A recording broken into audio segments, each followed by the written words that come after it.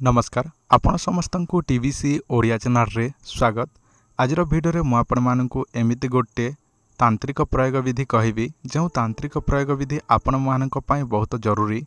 कारण अधिकांश पुरुष मान अछंती, अनेक स्त्री मान अछंती, अनेक प्रेमिक प्रेमिका मान अछंती जो मानकर प्रेम भांगी जाई थाए। कहबाकू गले से माने प्रेम करी परस्पर भितर झगड़ा हो अलगा हो जाई थांती, नचेत से परस्पर भितर भल भाव केते पड़ू न थाए, मनोमालिन्य लगे रही थाए, कली झगड़ा लगे रही थाए।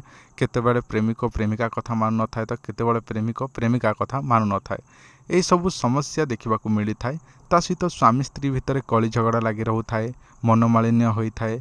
ता सहित मनोमालिन्य सहित झगड़ा झांटी होगी स्त्री बाप घर को चली जाए, स्वामी अन्य जगह को चली जाए। ता सहित स्वामी स्त्री भितर झगड़ा हेले बहुत किसी अनेक समस्या आसी थाए।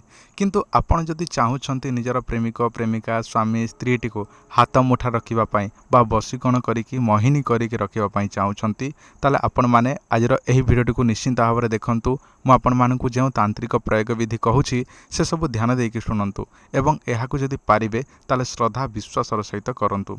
आउ जदि आपण माने निजे करि पारिबे नाही ताले मध्य चिंता करंतु नाही। आम सहित आपण माने केमिति जोगाजोग करिवे सब किछि भिडियो रे मु आपण मानकु जणैबी। तो दया करी कि आपण माने समस्त देखुछंती भिडियोटी को ताले दया करी समस्त देखंतु लास्ट पर्यंत बा शेष पर्यंत देखंतु। भिडियोटी को आरंभ करिया पूर्व आपण माने चैनल टी को नुआ देखुछंती किबा प्रथम थर पई देखुछंती ताले दया करी एही चैनल टी को एबे ही सब्सक्राइब करी भिडियोटी को निश्चिंत भाव में लाइक करंतु। कारण आपण मानकर गोटे गोटे लाइक आम पई बहुत मूल्यवान अटे। तो दया करी आपण माने निश्चिंत भाव में लाइक करी नियंतु। आपण मानक मोबाइल रे देखा जाउछि गोटे गछ। एही गछटी को देखिले चिन्हि पारुथबे एहाको गोखर मुंडी बा भुई कदम्ब कुहा जाए। एहाको देखिले अति सहजरे चिन्हि जिवे।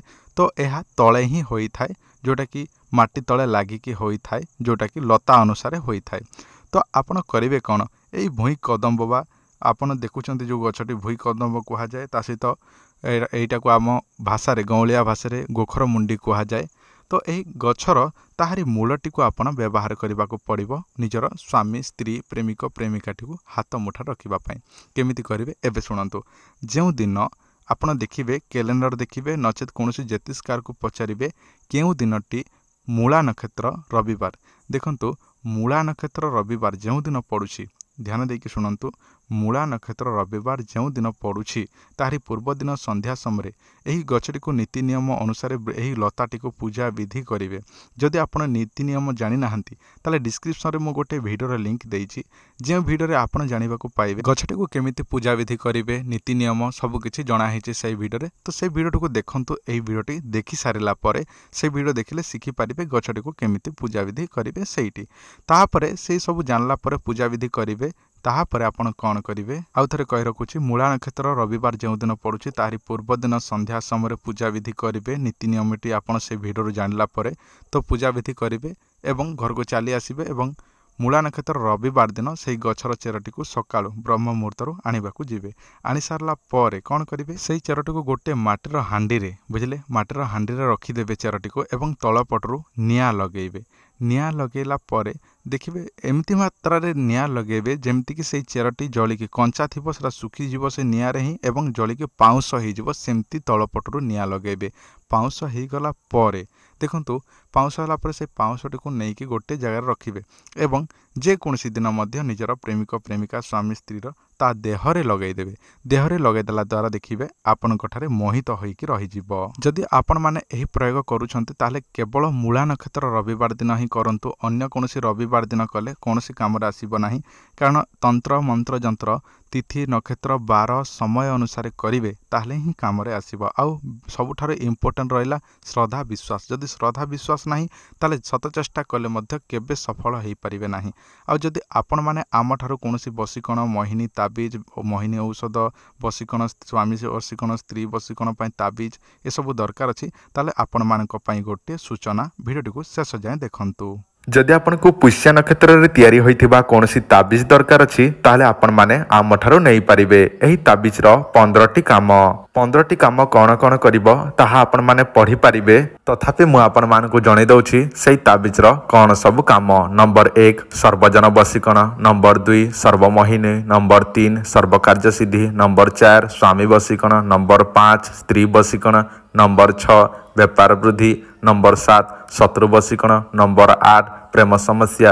ନମ୍ବର 9 କୋର୍ଟ କଚେରୀରେ ବିଜୟ। ନମ୍ବର 10 ଉଚ୍ଚାଟନ ପାଙ୍ଗଣ ନାଶନ ପାଇଁ ଏହି ତାବିଜଟି କାମ କରିବ।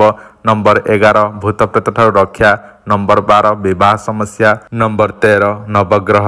ନମ୍ବର 14 ଧନ ବୃଦ୍ଧି। ନମ୍ବର 15 ଚାକିରି ସମସ୍ୟା ପାଇଁ ଏହି ତାବିଜଟି ବା ସମସ୍ତ କ୍ଷେତ୍ରରେ 15ଟି କାମରେ ଏହି ତାବିଜଟି ଆସିବ। ଏହି ତାବିଜରେ ଆମେ ଅନେକ ପ୍ରକାର ଚେରିମୂଳି ଦେବୁ। ଯେଉଁ ଚେରିମୂଳି ଆପଣମାନେ ଦେଖିପାରୁଛନ୍ତି ଏହିସବୁ ଚେରିମୂଳିକି ଭର୍ତ୍ତି କରିକି ଆପଣଙ୍କୁ ଦିଆଯିବ। ଏହି ତାବିଜ ପିନ୍ଧିଲେ 15ଟି କାମରେ ଆସିବ।